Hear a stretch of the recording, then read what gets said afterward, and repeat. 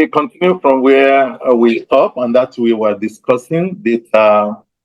I believe we were talking about data integration. That sometimes we have multiple files or database or data cubes. It could be that you want to look at your problem, the problem you are modeling, you want to look at it from multiple angles. So, and I remember I was mentioning the case of a company trying to monitor their employee to make sure they are fine, they are happy. So they set up a kind of camera. Of course, they have to be aware of the camera so that it monitors their faces. So there are some signals coming from the faces, the way they are look. Are they okay? Are they happy? You have another data coming from their social media chat with their friends and the likes.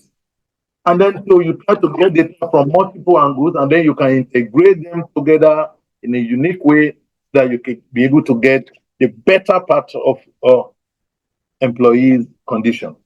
So you don't wait for them to resign. You take proactive measure. Oh, this employee is not happy. You reach out to them before they take decision that may be detrimental to the growth of the company by being good to them, increasing their pay. I mean, you don't wait for them to complain. We call it proactive or preemptive staff management system. So these are some of the systems that machine learning and AI has made very possible, that the management can be aware of some challenges the employees are facing before they actually raise it to the management. At that point, it may be too late. So that is under data integration. We want to bring in data from different sources. Sometimes we want to bring in, let's say, in permeability modeling in oil and gas. We're using well log. Can we also use seismic data? Can we look at another type of data set? The same problem. But when you look at it from multiple angles, that will make it possible for you to be able to have better predictive capability in your solution. Then under preprocessing also, we may have to, of course, data reduction. We could have dimensionality reduction. Often now people refer to dimensionality reduction as feature selection. If numerosity reduction and dimensionality reduction, they go hand in hand. That you want to reduce the size of the data set. You want to reduce the size of the data set, and also data compression. Can we kind of transform the data such a way like principal component analysis? In principal component analysis, you may be having like 24 features. You may have a principal component analysis to bring out from these 24 features, I want only 3 features. And none of these 3 features should be part of this feature. It will study all these features and come up with it that it thinks that will represent the 4 features. In this way, you can reduce your data you are dealing with, you can transform the data in the way that you think can improve your results. However, all these are totally optional. Don't start with them. Don't start with dimensionality reduction. Use the data as they are first. The first thing is needed in data modeling, following the principle of let the data speak. Always use the data as you have it. Once missing value does not prevent it from working, if I'm using decision tree, I'll first of all run decision tree with the missing value. Because naturally, missing value is the nature of data gathering. However, if I want to use another algorithm that does not allow me to have missing value, like support vector machine, then missing value becomes compulsory. Aside from missing value treatment, none of the other preprocessing method is compulsory. You can just go ahead, do the modeling. If you are not getting what you are supposed to get, then you can now go back again. Always remember that our model framework, you always have that particular freedom to go back, do another preprocessing, do the modeling again, go back again. So you have that freedom to do that. Don't spend too much time on processing, because in doing so, you might end up actually mutilating your data so that you are now dealing with fake data.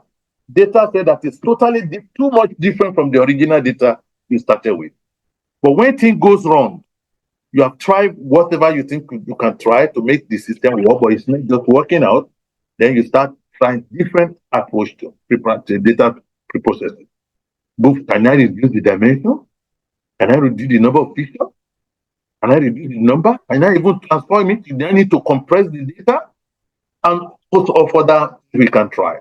And then we have the data transformation and discretization, like normalization. We've had a section on normalization. Normalizing data is very common. People that use statistical method is a common, you know. However, my advice is don't normalize data at the beginning. Let the original data speak. Use the original data you are having. Then later you can try normalization, because I've seen practical demonstration of a place whereby normalized data was started with, which was not correct. And they could not get what they were looking for. It was brought to my attention and I looked into it. I said, where is the original data set? Then they brought us, okay, use the original data set. They were surprised that the original data set that was not normalized performed better than the normalized one. That is following the principle of letting the data speak.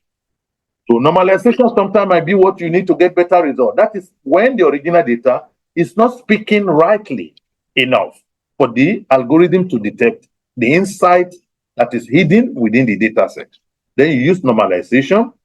Perhaps it will be easier for the algorithm to detect those insights from the data set.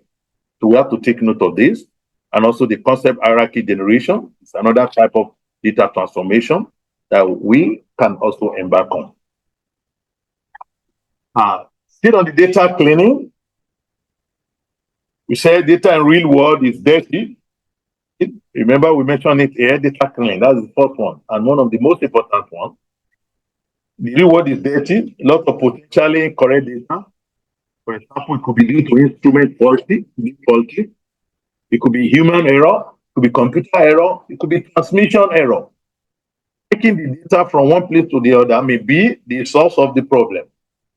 It may not be that personnel himself or herself. So one type of data cleaning may be incomplete, lacking attribute values, lacking certain attribute of interest, or containing only aggregate data. For example, you see that the occupation of an employee is missing in the data being gathered. That is data that is incomplete. It could be noisy. Noisy is in the sense that it contains something that is wrong. For example, saying salary of someone is equal to -10. Is it possible for someone to have a salary of -10? No, something is wrong somewhere. You say these are noisy data. We have to remove those noise. Sometimes you have inconsistency, inconsistent data, which means it contains discrepancies in codes or names. For example, you have age 42, age is equal to 42. There's a column, age, they put 42 there. There's also date of birth. In date of birth, you're having this. How can 2010, someone born in 2010, how can it be 42 years? It means something is wrong. There's data inconsistency. This is one of the reasons we say we cannot trust this data. Something is not right. We have to resolve it. And the best way is to go back to the source of the data if you can. After rating was being done as 1, 2, 3, suddenly you start seeing rating on ABC. And sometimes you have discrepancy in duplicate record. Duplicate record, we don't want it, but sometimes it could be an advantage, but that this data is not clean. You see, you by mistake they duplicate an employee 3, 4 times in that data set. And the employee keeps having different age at every point in time. They will be able to know that something is wrong. The same employee, the same name, the same record number, the same employee number, name could be different, the same, but two people cannot share the same record number. Or let's say matriculation number for students. It's not possible to have 2 students with the same matric number. They could have the same name. However, you have the same matric number repeated multiple times, but the information age is different, CGPA is different, then you know that something is wrong. When you have discrepancy in duplicated records, this is sort of saying, okay, something is wrong with that data set, and this will affect our modeling tremendously. Sometimes we could have intentional or disguised missing data. The data is not missing. People just don't want to write it down. For example, people often use January 1 as everyone's birthday. So either somebody doesn't want this declare his or her own age, so people use a particular domain to represent. So in that case, we said this guy is missing data. The data is not missing, but they are not just ready to put it. Of course, this is going to affect modeling. So the essence of data modeling, by far, the most challenging part of data cleaning is missing value. And that's why we are going to be looking into missing value. How do we treat it? How do we even know if there's missing value, and how do we look into them, and some other data preprocessing activities that we are going to look into in our subsequent system. So meetings.